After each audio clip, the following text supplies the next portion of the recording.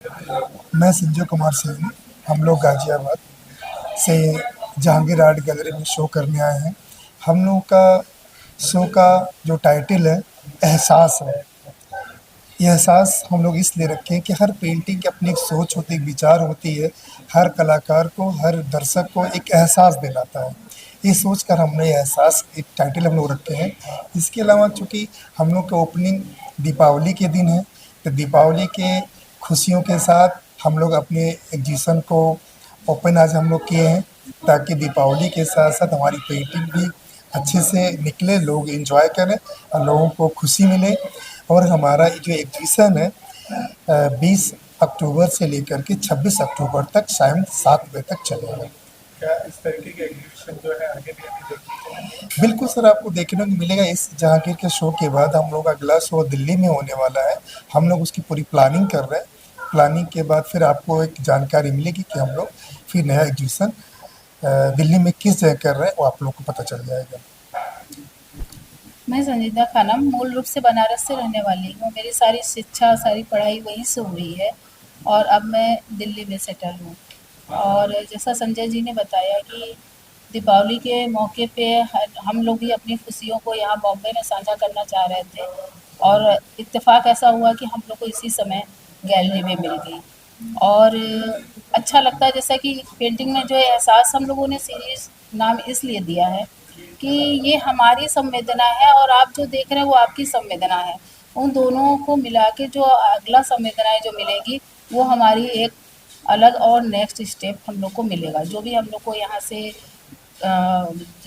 लोगों से बात करने पे जो भी लगा कि अब हम इसके आगे और क्या कर सकते हैं। तो जैसा संजय जी ने बताया कि दिल्ली में इसके बाद शो है, तो हम लोग दिल्ली में इसके बाद शो अगला करेंगे, जो आपको आगे देखने को मिलेगा। आपकी आपका जो पेंटिंग है बेसिकली यहाँ पे जो एग्जीबिशन वगैरह है उनको क्या थीम है और किस तरीके से ये आधार है थोड़ा उसके बारे में हाँ, मेरी पेंटिंग पूरी तरह से एब्स्ट्रैक्ट पेंटिंग है और हम लोग नेचर से जुड़े हुए थे शुरू से, लेकिन उन सब चीज़ों को छोड़ के इंसान भाग-दौड़ की ज़िंदगी में बहुत सी चीज़ों को पीछे छोड़ देते हैं, तो कहीं न कहीं वो मिसिंग है। तो हम लोग उसको कलर के ज़रिए और फ़ॉर्म के ज़रिए उस चीज़ों को अपनी संवेदना व्यक्त कर रहे हैं। इसलिए हमारी पेंटिंग का नाम एहसास रखा है कि वो एहसास जो हम पीछे छोड़ आए हैं, उसको चाहते हैं कि हम लोग अपने साथ-साथ लेके अपने बच्चों में और आने वाली जनरेशन में भी दें। और बस यही बाँटना हमारा अपना वो है। सर आपकी जो पेंटिंग्स है उसमें सोशल मीडिया का भी काफ़ी ज़िक्र दिख रहा है जी। क्या बोलते हैं क्या कुछ कहना चाहेंगे क्या मैसेज देना चाहेंगे? दरअसल मैं यूथ सीरीज़ बनाया हूँ। यूथ सीरीज़ में क्या है कि आजकल की जो यूथ है, उनका टोटल कॉन्सेप्ट है कि मोबाइल का यूज़ करना, सोशल मीडिया का यूज़ करना, लैपटॉप का यूज़ करना, अपने ढंग से अपनी ज़िंदगी को जीना। लेकिन हमें उसको इसलिए दिखाना चाहते हैं कि आप ज़िंदगी को जिए, लेकिन कहीं न कहीं हम अपने आपस में माँ-बाप से जो टॉकिंग करते थे, जो आप भाई-बहन जो टॉकिंग करते हैं, वो कहीं न कहीं प्रभावित हो रहा है। इस प्रभाव को ख़त्म करने के लिए कि आप लोग इसको कम यूज़ करिए, लेकिन हम इसे नहीं कह सकते आप इसे बंद करिए। लेकिन 1 आध 2 घंटे, ढाई घंटे अपने पेरेंट्स के साथ बात करिए, उनसे उनके चीज़ों को शेयर करिए, ताकि उनको भी लगे कि हम लोग साथ में बैठे हैं, लेकिन हम अपने मोबाइल में बिज़ी हैं, वो अपने मोबाइल में बिज़ी हैं, तो हम लोग इसमें टॉकिंग नहीं कर पाते, एक टेबल पे हम अच्छे से खाना नहीं खा पा रहे हैं। जो ये हमारे आने वाले जनरेशन के लिए ठीक नहीं है। हम चाहते हैं कि इस हमारी पेंटिंग के माध्यम से लोग सचेत हों और एहसास करें नहीं, हमको अपने पेरेंट्स के लिए भी, अपनी फैमिली के कुछ टाइम निकाल कर के दूसरे से शेयर करना चाहिए। इस एग्जीबिशन को लेकर आप कुछ अपील करना चाहेंगे लोगों से?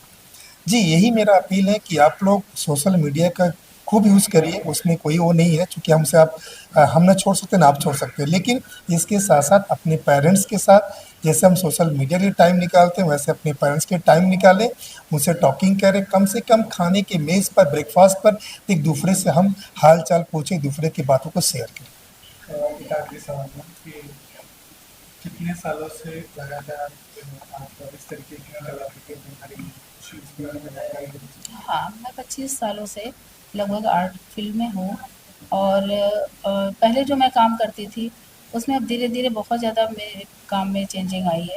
क्योंकि जैसे-जैसे उम्र बढ़ती है और लगता है कि हम यहाँ पे इन चीज़ों को और चीज़ों को जोड़ सकते हैं, लेकिन मेरा टेक्सचर बेस वही रहा है, बस काम करने का पैटर्न धीरे-धीरे बदलता रहा है। तो मैं तो लोगों को यही सलाह देना चाहूँगी कि अपने जो मेरी पेंटिंग में एक थॉट है मेरा, जिस पे लिखा है नो बाउंड्री ऑफ आर्ट। कला की कोई भी बाउंड्री नहीं होती है। जिसकी भी रुचि है कला में वो काम करे, चाहे जिस तरह की भी कला हो, म्यूज़िक, डांस, कोई भी परफॉर्मिंग कला कोई भी हो, उसमें कोई बाउंड्री में मत बाँधो उस चीज़ों को। जहाँ हम बाउंड्री बाँधने लगते हैं ना, वहाँ पे जो हमारा एहसास है वो ख़त्म हो जाता है।